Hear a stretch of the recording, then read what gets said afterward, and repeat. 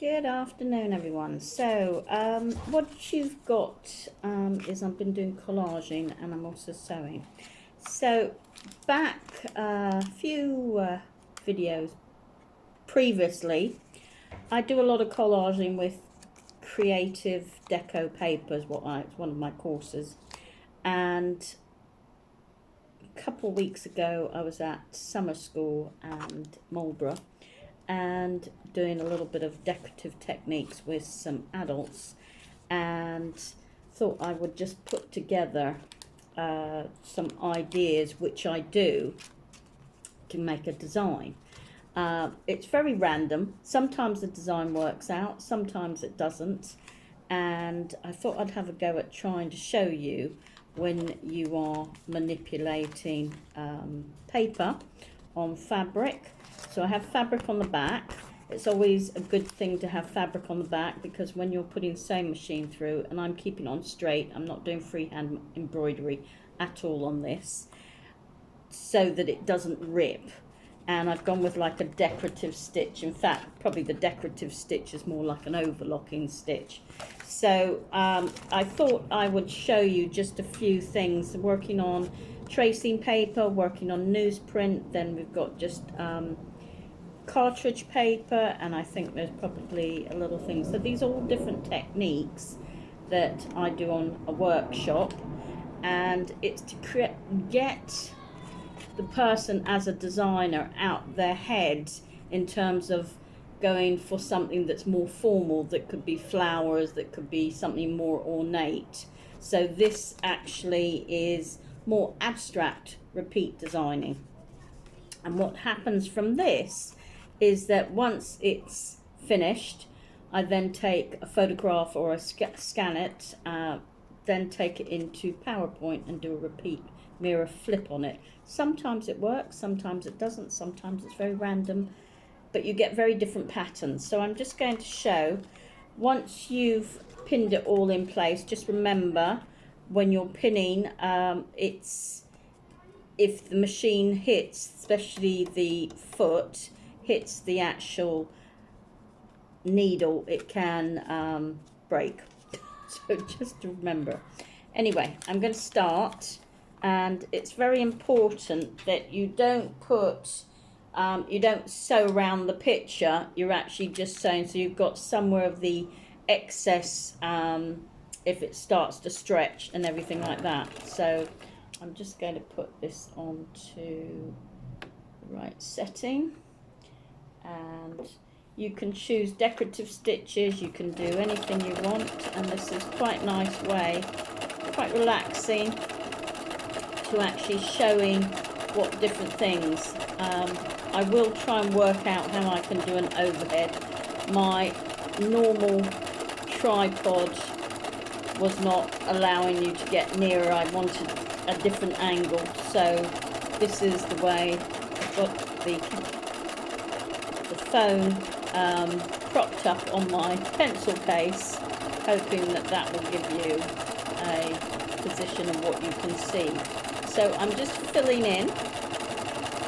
I'm not worrying about tying off or anything. But what I am doing is sometimes the stitch can act as a decorative side as well. I'm just coming off just a little thing, and you can go with different colours. So I've got a light blue on top and a dark blue in the bobbin, and what I've done is, I'm just going to show you, is that you've got the light blue on top. It's very light, but on the back you've got obviously the dark blue, and I've just oversewn that. Anyway, doesn't really matter as long as it does. And another good thing is to keep hold of all of your threads, because you can do things with these, a bit like sari silks really. So I'm just going to fill in the rest, and just wanted to show you there's so many different things you can do for textile designing. Textile designing has come a long way from when I started in the 80s, of when just having to work with gouache, paints, and have to have flat designs. I've still got a lot of my flat designs because I keep them as reference, but things have changed an awful lot, and since we've got more digital, designs can be very, very different. So just working paper. When you feel comfortable to take the pins out, you can take the pins out, but equally I could bring out the design on each one if I wanted to go with a different colour, which might be an option. We'll decide if it gets to a point where I don't think the design's working. Not every design will repeat beautifully. Sometimes there's designs that just don't work, and you just try out, and there's no how something needs to be. Obviously, if you're doing something and you want to do print on demand, you're making sure you don't have any points, especially when it comes to flowers. It's always better to have things that are less pointy. But I will say, when you start probably either printing or painting tissue paper, or even tracing paper, and I really like tracing paper. There's something about it, I don't know what it is. Maybe come from the technical aspect. So I'm now taking my pins out, and I may just go with that. I'm just got a little bit more of putting it down. So, and it's okay to overlap, because sometimes overlapping is quite nice. You could put different colours on, and it's quite nice. I've got a mountain of threads. Some threads are for machine embroidery, but they do tend to break quite easily, and some are for just